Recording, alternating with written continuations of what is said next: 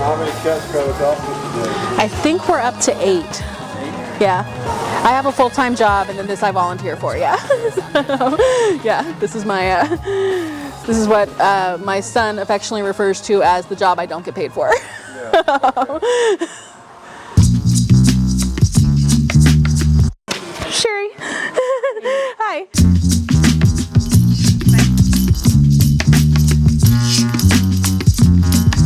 I got into rescue. My boss had a rescue that she started.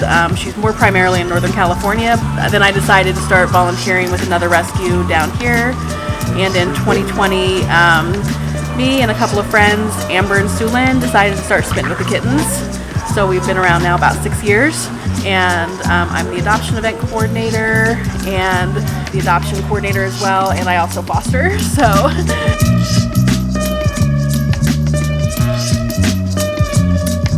I had cats since I was little. Back then we didn't know as much about spaying and neutering, so we had a cat that was pregnant and had kittens, and I just loved that so much. It was so much fun for me. So that was sort of my very first experience, and I think I was like 7 or 8.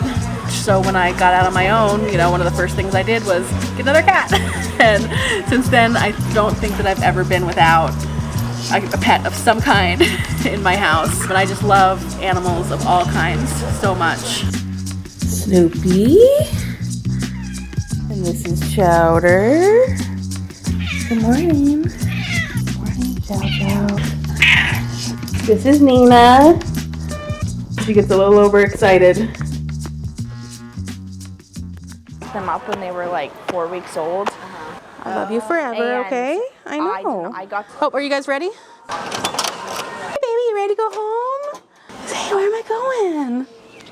Picture it. Can I take a picture? Oh, you got it. Yeah. Thank you so much. Congratulations. And you've got my number. If you need anything, feel free to reach out. That's Colin.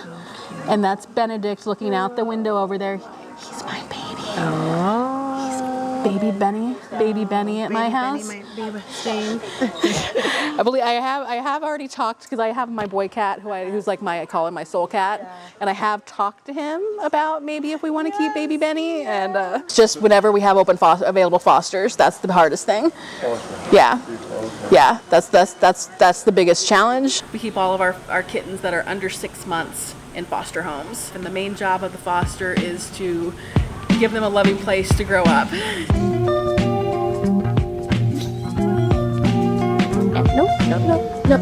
Nope. I grew up my whole life with animals, and I came to college, and obviously I can't support an animal. So I thought about fostering, and the organization is Smitten with Kittens. I had an interview, and they said, let us know if you want to do it, and I said yes. And 30 minutes later, I got a text saying, we need your help. We have kittens. Out of nowhere, I ended up having these 3 kittens. That was so good.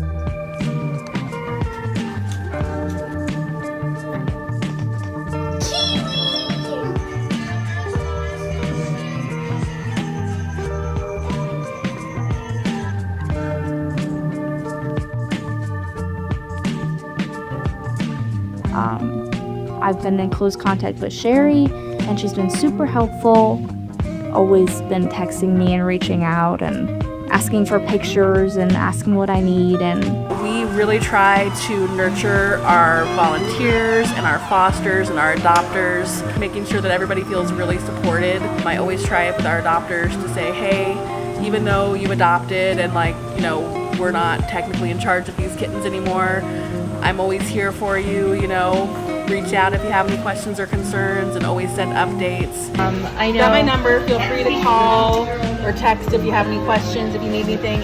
Can I volunteer tomorrow? Because I'm going to stay here. I'm going to stay here the whole time. Yeah, you can. Yeah. Just put me on the list. Okay, yes. this Saturday, there is an adoption event where they go and they're outside of a PetSmart, and people will come and buy them. So it'll just be Barry and Kiwi going. because they're over 2 pounds. And Sherry will be there, and she's right there to basically run the adoption events, and she texts us, like us and the fosters, and she... Sorry. They're both just found as strays, so they're not. So we don't, know anything about them before that. Somebody found them and turned them into you guys? Correct. Yes, because shelters, especially this Cheeto came from Downey, and they're especially full, and they will very quickly euthanize underage kittens. So they work with them, and they'll say, "Hey, these kittens desperately need a foster." So then they reach out to us, and they put them in with us. Okay. My biggest challenge for adoption is honestly just sometimes finding adopters. I know it doesn't seem like it today because we had a lot, but as we start to get further along into the kitten season, more and more people have adopted if they want to, and it starts to slow down, and that's when it starts to get hard. Financially, it's a challenge because it's an expensive thing to run a kitten rescue. All of our adoption fees don't cover that, not even close. It's so hard out there for everyone right now. It's kind of a scary world that we're living in, financially, the people are nervous. So, people are giving as much as they can, but it's just hard because we run purely on donations, and it's difficult. That and... Wait, are they for Barry? I don't know. Yeah, you want to take her in to meet Barry?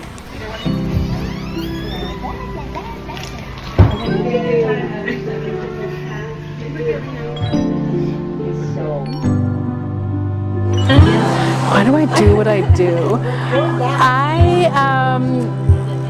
It just makes me so happy to find, it makes people happy, it makes the kittens happy, and it just makes me feel as though I'm a